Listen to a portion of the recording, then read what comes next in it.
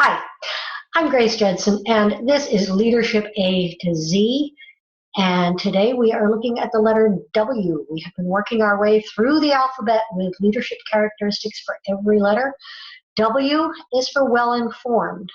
I mentioned in the V for visionary video that today's letter, W, was going to be related to being visionary, and it is, because you really cannot be a visionary. You cannot see the big picture. You cannot see possibilities and what might happen in the future, what might be possible in the future, unless you are well informed about what is going on across the board in many areas, not just within your organization, within the business that you work for, but also within your industry, across the world, in business, in emerging technologies, because even if you don't work for a technology company, and I would say that pretty much any work these days certainly has significant technology aspects to it.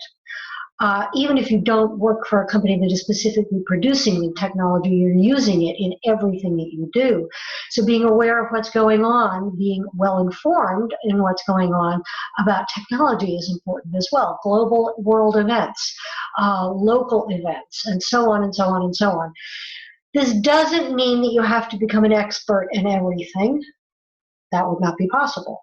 But it does mean that you need to at least skim the surface of a lot of things.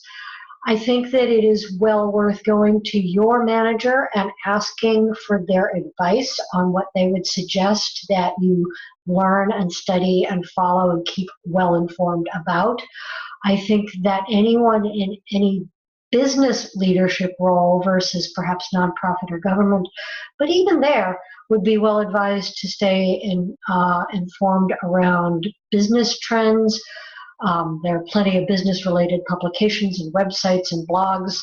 There are publications and websites and blogs and conferences, oh my, for any industry, any field.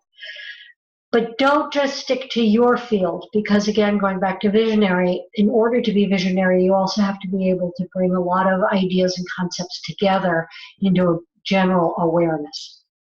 I am not trying to overwhelm you, and I realize, excuse me, that some of what I'm saying could end up being kind of overwhelming. So I'm really not trying to overwhelm you.